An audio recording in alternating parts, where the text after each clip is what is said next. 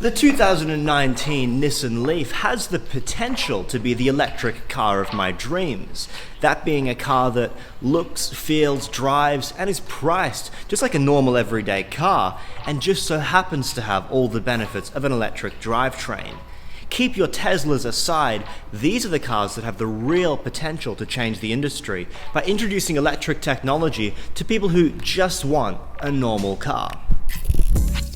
The first generation Leaf was never really a looker, and this second generation is perhaps a bit more normal. I wouldn't go as far as saying it's a pretty car, it's still quite awkward and strange in its side profile, but that's okay. These cars should look like normal, everyday cars, just like everything else on the road, and not like these little environmental wagons. All of your charging gear is here in the front. You can unlock it here with the key, and you're presented with both a Type 2 connector and a CHAdeMO mode port with a little LED light that illuminates the charging bay so that you can plug it in at nighttime. Your charging status is presented by 3 LEDs here on the front of the car, which flash and pulse almost like one of those early MacBook Pros with the button on the side that would let you see how charged your battery was. This side profile is awkward. This car's got bird poo on it there. The back of the car I do kind of like. It's a bit more aggressive than the previous version with these tail lights that swish the air up into the distance, and this panel which will blend the dark tinted windows into the black rear of the car as well, with this excellent spoiler for all of your high-speed driving. So overall we've got a car that looks, feels and acts just like a normal everyday car, which is exactly what this industry needs. Unfortunately though, and there's no nice way of saying this, so I'm just going to say it, this is one of the most disappointing cars I think I've ever driven. I'm not trying to be mean, I'm not trying to be naughty there to Nissan, I mean this very earnestly. So I'm going to go pick up my brother, we're going to go grab a coffee, and along the way we're going to talk about why the 2019 Nissan Leaf just doesn't meet the modern standards of the electric car industry.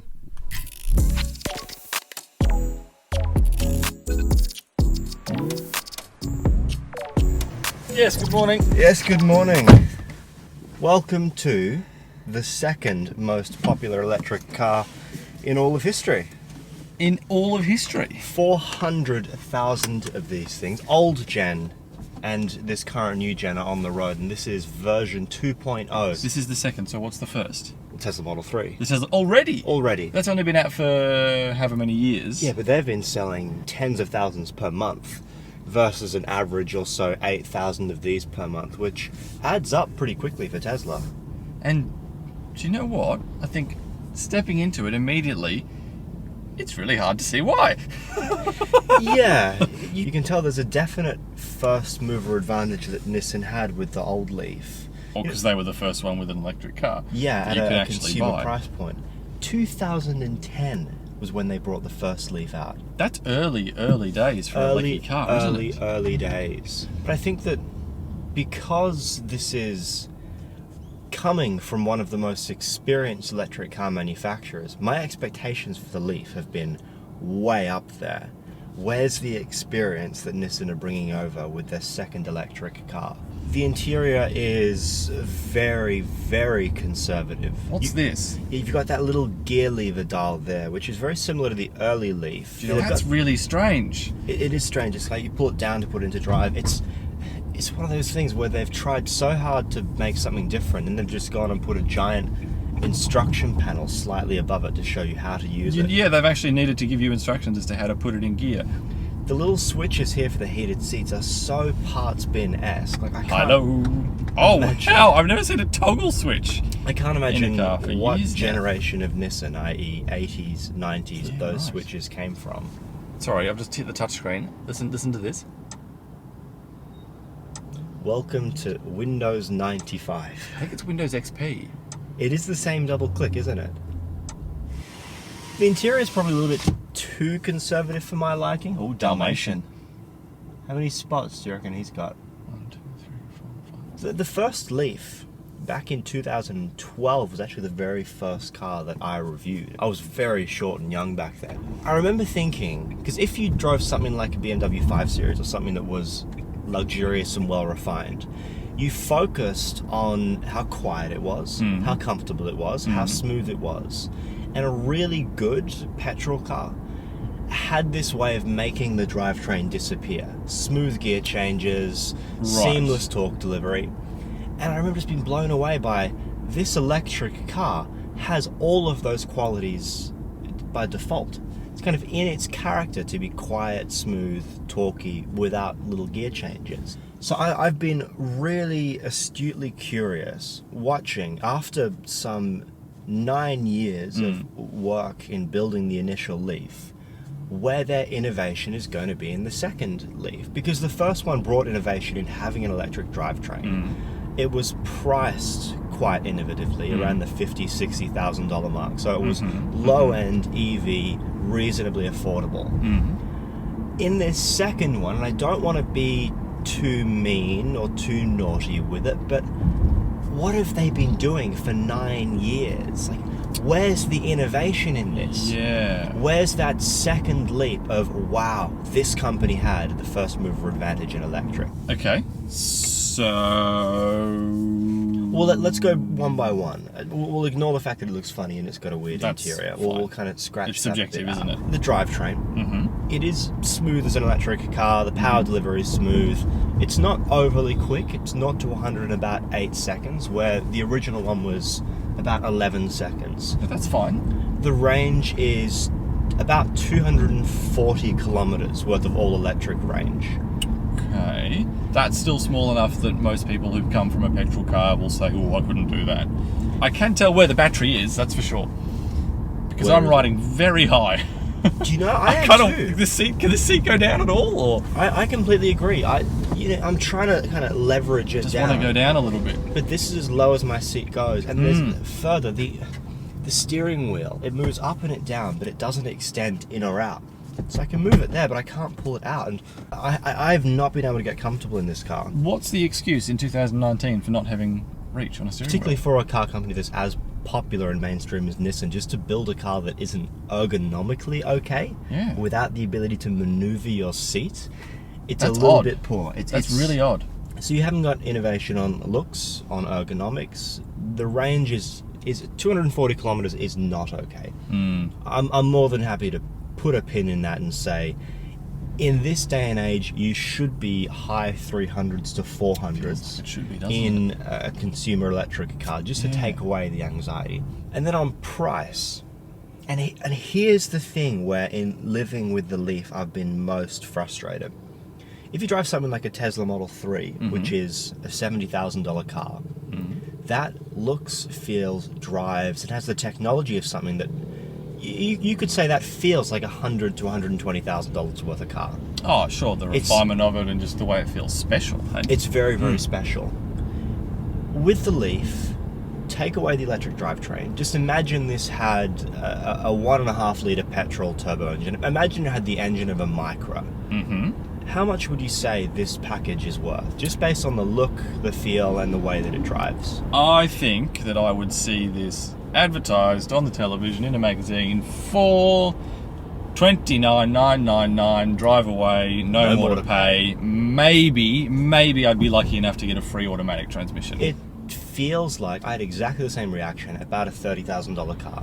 And that's just because it feels a little bit cheap, it looks a little bit funny. You're setting me up to tell me it's not a $30,000 car, aren't you? $57,000 on road, this one. Ooh. And when you consider having it feel like a $30,000 car, the Tesla, which is $10,000 more at around $70,000, which is, granted, that's $10,000 is a lot of money.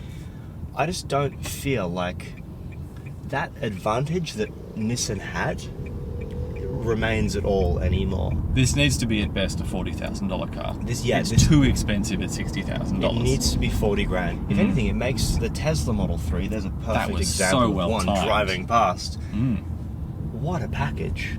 What an incredible package that Model 3 is, just being a little bit more expensive than this. I think I think the value that you feel you get at 70k is incredible. But it just doesn't have that empathetic a market anymore to let you build a car that is this basic and this expensive and get away with it. It's not very comfortable either, is it? No. I feel like we're just ratting on the car, but I just would not recommend that anyone buy this. I know it's not. Oh, okay. One very encouraging thing. Here we go, ladies and gentlemen, at Nissan Australia. I'm really enjoying the concept of one pedal driving. Oh, there we go. All I need to do is lift off the throttle, and there is enough braking resistance to fully slow the car down and come to a stop. Completely stop it. Completely stop it. About 90% of the time when you're wanting to slow down, you're not using the brake pedal, you're just using the throttle to lift off and let the car coast. So coming to slow down in traffic, I'm just lifting off the throttle. I'm still hovering it a little bit, so I'm still on the throttle a bit, but then when I want to slow down, I just come off the throttle. You're not touching the brake. I love that because it's taken car companies about 110 years of the same conventional layout of motor car to realize, what do we need that second pedal for all the time? Why don't we just use that one? Shall we, coffee? Yes, I'm bored of doing this. Ready for my favorite thing? No handbrake. Foot brake. Because it's 1980.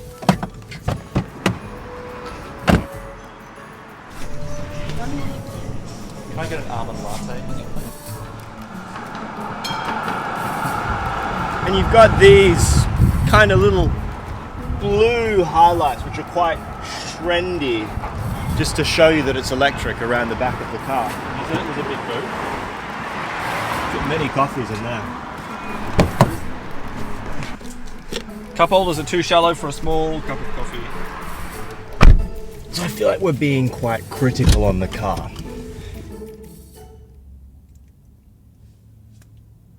Let me see if I can find something. It takes a bit of getting used to. But I quite like a one pedal. It does. It's a very sensible way to drive when you think about it. I would quite like some reach on the steering wheel. You know, just to talk industry for a little bit, because I've been thinking about this a lot. Because the show is new, and because we are just in the process of building a reputation, there is a feeling that we want to be nice to manufacturers and nice about cars so that we get more cars from manufacturers and build a more established name for ourselves. Yep. I'm quite sure that after this review goes out, Nissan is not going to give us another car. Because they're going to think, well, you weren't very nice about our car, we gave you this car, you were very cool about it, and that's absolutely fair. I don't expect more. I want to establish more credibility with our audience so that when we say something is good, they really understand, oh, that must be good. So in leaning on how disappointed I am in the car, I just want to be really honest. I just want to be really honest and open about my impressions of driving and living with this car, because I think that building that credibility and trust with the audience and with people who might be thinking about looking at one of these things is way more important than knowing that Nissan's going to give us another call when they've got another car for us to test. Because genuinely, if you've got 57 grand to spend and you spend it on this, you've wasted about 27,000 of those dollars. I think you have. This is a $30,000 car. It's just... They've spent 9 years after having the most popular electric car in the world, and they've built something that is mediocre and is going to get lost in the market. Are they still the cheapest electric car on the market? No, the Hyundai Ioniq starts at $44,990. Wow. That's, I think, before on-road, so you're probably going to pay about $50 for one of them.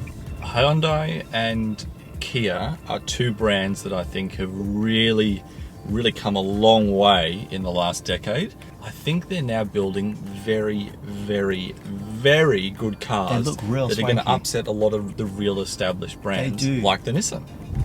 So, in some summary, it's a normal car, which is what we want an electric car to be. It's very conservative on the inside. Ergonomically, it's got some flaws. Mostly the driving position and not being able to lower the seat down and get yourself too comfortable. It's very spacious. It's got an enormous boot. The drivetrain is electric. We can tick that box. It's not overly inspiring, and it's a $57,000 car that feels like a $30,000 car. I think the one thing that we can absolutely agree on is that This is the last time we're going to get a car from Nissan. Nissan Australia. Yeah. Park, foot brake, power button, door handle. Like, subscribe, comment. Have you heard about the Dutch Reach? What's the Dutch Reach? So they reckon that in the Dutch lands, rather than, because there's lots of cyclists, if you use your right hand to open the door, you're not actually looking at any oncoming traffic. So they suggest you use your left hand, which then twists your body and encourages you to look for cyclists. I like that. All right, have a Enjoy good work. Dutch Reach. Thank you, bye. This has been Ash Davies on Cars. Please do what James said and like, subscribe if you enjoyed the review and you want to see more about electric cars and the future of mobility. Please do watch the rest of the channel. Thank you.